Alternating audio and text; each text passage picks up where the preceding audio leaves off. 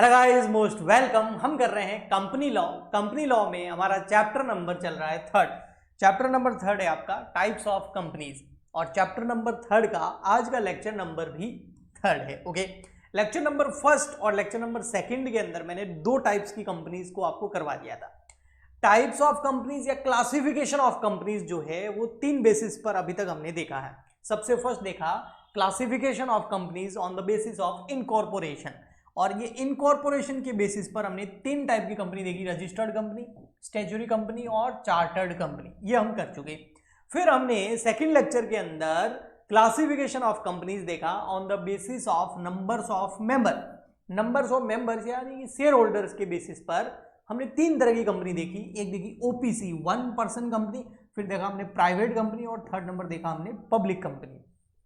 आज के लेक्चर के अंदर सी टाइप यानी कि क्लासिफिकेशन ऑफ कंपनीज हम देखेंगे on the basis of control, यानी कि एक कंपनी किसी दूसरी कंपनी पर कंट्रोल कर रही होगी या एक कंपनी को कोई और कंपनी कंट्रोल करेगी। तो कंट्रोल के बेसिस पर तीन टाइप की कंपनीज आज के लेक्चर के अंदर हम पढ़ने वाले हैं। इसमें फर्स्ट है आपका होल्डिंग कंपनी, सेकंड है आपका सब्सिडियरी कंपनी, और थर्ड नंबर है आपका एसोसिएट कंपनी। तो पहले मैं आपको समझाने के लिए होल्डिंग, सब्सिडरी और एसोसिएट कंपनी को सिंपली एक एग्जांपल के साथ समझा देता हूं। उसके बाद में फिर मैं आपको इसका थोड़ा जो इसकी लैंग्वेज है कंपनी लॉ की, उस लैंग्वेज में पढ़ा भी दूंगा। ओके जी, तो करते हैं स्टार्ट। तो classification of company on the basis of control. तो कंट्रोल के बेसिस पर हमने तीन तरह की कंपनीज देखनी है। एक होती है होल्डिंग कंपनी, ठीक है, और एक होती है सब्सिडियरी कंपनी, ठीक है। तो पहले हम इन दोनों को देखते हैं, फिर हम एसोसिएट कंपनी को देखेंगे थर्ड नंबर पे। तो इन दोनों को मैं एक सिंपल एग्जांपल से आपको समझा देता हूं। फॉर एग्जांपल के लिए ये एक कंपनी है, ठीक है, ये कंपनी है और इस कंपनी का नाम है एबीसी लिमिटेड। अब आपको पता है, जैसे ये एबीसी लिमिटेड, आपको एक चीज पता होनी चाहिए कि कंपनी के शेयर्स जो होते हैं, जो कंपनी मार्केट में इशू करती है, पब्लिक इशू लेके आती है, पब्लिक में इशू करती है, उसको कोई भी इंडिविजुअल भी खरीद सकता है और कोई दूसरी कंपनी भी परचेज कर सकती है। मान लेते हैं कंपनी है कोई और उस कंपनी शेयर इशू कर रही है, तो उस कंपनी के शेयर कौन कौन खरीद सकता है? मैं खरीद सकता हूं, आप परचेज कर सकते हैं, आप खरीद सकते हैं, एंड कोई दूसरी कंपनी भी उसके शेयर्स को अपने नाम से परचेज कर सकती है। क्योंकि कंपनी खुद एक आर्टिफिशियल पर्सन होती है, वो अपने नाम से सारे एग्रीमेंट कर सकती है, कॉन्ट्रैक्ट कर सकती है ना, अपने नाम से एसेट्स को होल्ड कर सकती है, तो किसी दूसरी कंपनी के शेयर्स भी परचेज कर सकती है एज अ इन्वेस्टमेंट। तो फिर इस कंपनी को डिविडेंड भी मिलेगा। तो हमारी जो एबीसी लिमिटेड कंपनी है, इसने भी क्या किया, एक कंपनी के शेयर्स परचेज कर लिए, और जिस कंपनी के इसने शेयर्स परचेज किए हैं उसको बोलते हैं हम, उस कंपनी का नाम हम रख देते हैं XYZ लिमिटेड। तो हमारी इस कंपनी ने क्या किया, इस कंपनी के परचेज कर लिए शेयर्स, यानी कि इस कंपनी में इसने कर दिया इन्वेस्ट कर दिया ना, परचेज कर दिए शेयर्स।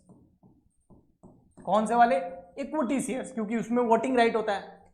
कितने परसेंट इक्विटी शेयर्स इस कंपनी के XYZ लिमिटेड के इस एबीसी लिमिटेड ने परचेज कर लिए?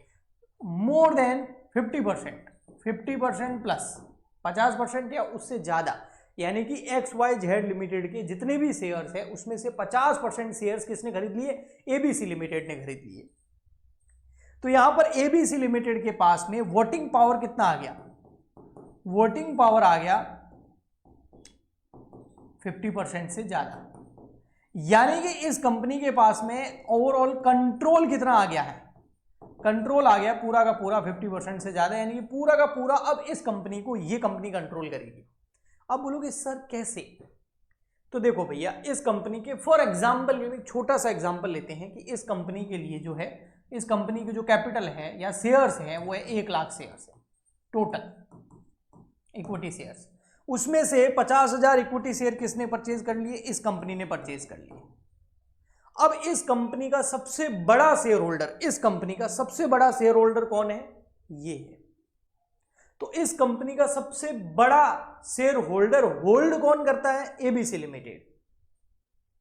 ओके, होल्ड करता है, इसलिए इसको होल्डिंग कंपनी बोलेंगे। ओके, अब क्या होगा इससे?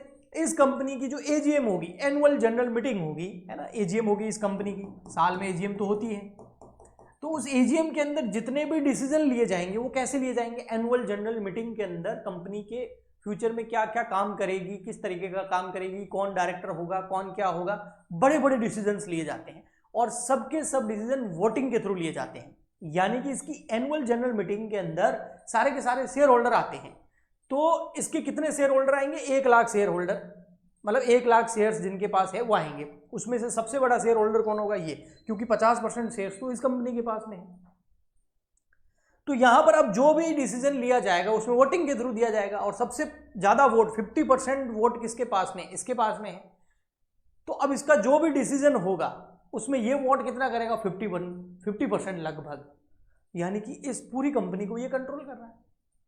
यानी कि इस कंपनी में क्या होना है और क्या नहीं होना है वो वोटिंग के थ्रू डिसाइड होगा और सबसे ज्यादा वोटिंग पावर इस कंपनी के पास में है। तो ये अपने हिसाब से इस कंपनी को चलाएगी, जो इसका मन करेगा वहां पर वहां वोट ज्यादा करेगी और उस डिसीजन को पलट देगी। तो इस कंपनी पर पूरा का पूरा कंट्रोल जो है वो इस कंपनी का आ गया। अब इसी को बोलते हैं यहां पर, ये जो है सबसे ज्यादा शेयर होल्ड कर रही है, इसलिए इसको बोलते हैं होल्डिंग कंपनी। तो यहां हमारी एबीसी लिमिटेड क्या हो गई? Holding company. होल्डिंग कंपनी कौन सी कंपनी होती है? वो कंपनी होती है जो किसी दूसरी कंपनी के अंदर 50% प्लस शेयर होल्ड करती किसी कंपनी की, यानी कि 51 या 50+% जो है वोटिंग राइट्स होता है उसके पास में, तो उसका पूरा कंट्रोल सामने वाली कंपनी पे होता है। तो ये कंपनी इसको कंट्रोल कर रही है, इसलिए इसको होल्डिंग कंपनी बोलते हैं। और जो कंपनी कंट्रोल हो रही है ना, वो कंपनी जिसको कोई और कंट्रोल कर रहा है उसको हम बोलते हैं सब्सिडियरी कंपनी।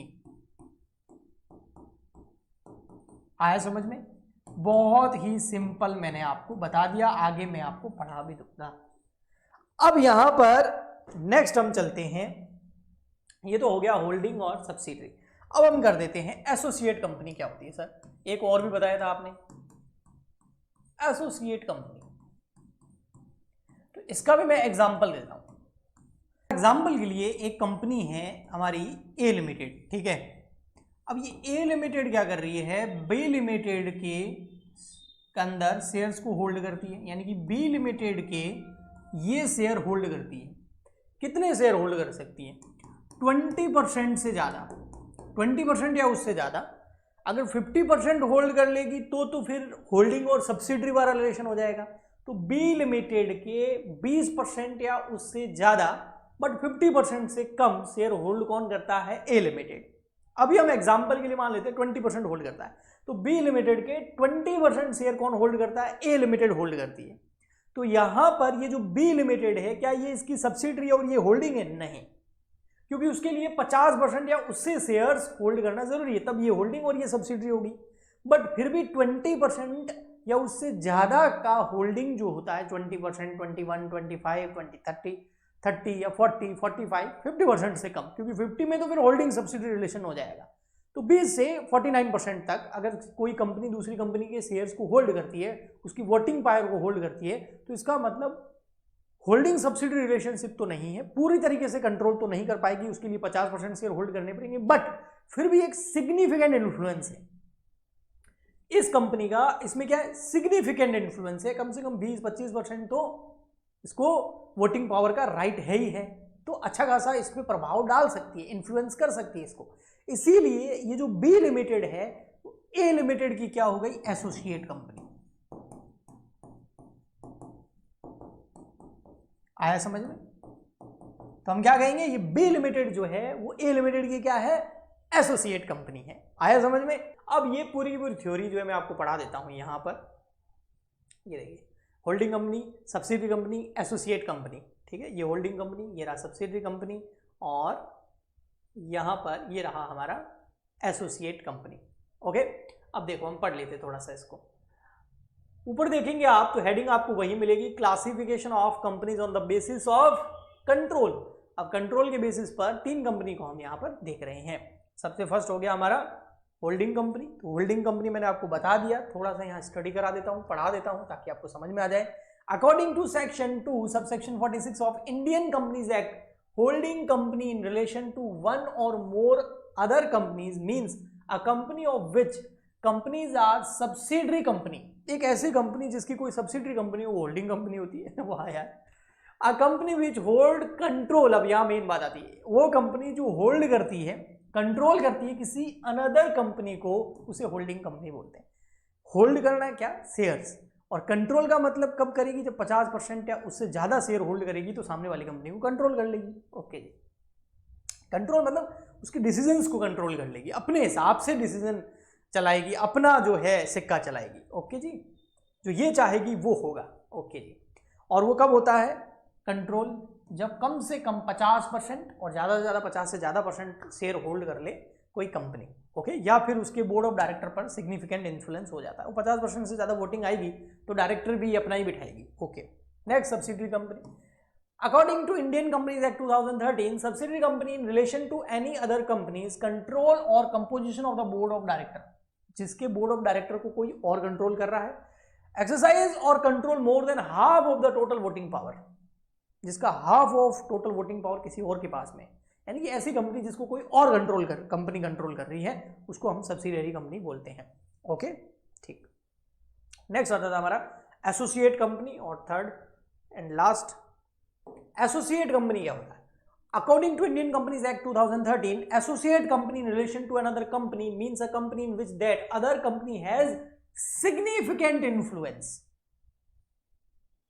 है ना? According to Indian Companies Act 2013, associate company in relation to another company means a company in which that other company has a significant influence, but which is not a subsidiary company of the companies of having influence and include a joint venture of company. The expression significant influence means control at least 20%, कम से कम 20% control अगर आपका किसी और company का है तो वो हो गई आपकी associate company. Total power of control और participation business decision under an agreement. The expression joint venture means मतलब जॉइंट अरेंजमेंट के अंदर अधिकतर ऐसा होता है। तो आई होप आपको अच्छे से समझ में आ गया होगा। हम नेक्स्ट लेक्चर के अंदर इस चैप्टर को आगे और कंटिन्यू करेंगे, और नेक्स्ट लेक्चर के अंदर जो है हम पढ़ेंगे यहाँ पर आपका गवर्नमेंट कंपनी, ठीक है, एंड उसके बाद में हम गवर्नमेंट कंपनी के बाद में स्मॉल कंपनी पढ़ लेंगे, कुछ ये आपको कंपनी करा के फॉरेन कंपनी पढ़ लेंगे। तो गवर्नमेंट कंपनी, फॉरेन कंपनी और स्मॉल कंपनी, ये 3-4 टॉपिक्स रहे हुए हैं क्लासिफिकेशन ऑफ कंपनीज के, वो हम नेक्स्ट लेक्चर में करेंगे। उसके बाद ये हमारा चैप्टर कंप्लीट हो जाएगा। तो आई होप आपको अच्छे से समझ में आया होगा। प्लीज़ ज़्यादा से ज़्यादा लाइक करें, शेयर करें, सब्सक्राइब करें, कमेंट करें, ताकि हम आपके लिए इसी तरीके से लेक्चर लाते रहें। तो मिलते हैं नेक्स्ट लेक्चर में। आज के लिए इतना ही, तब तक के लिए good bye and thank you.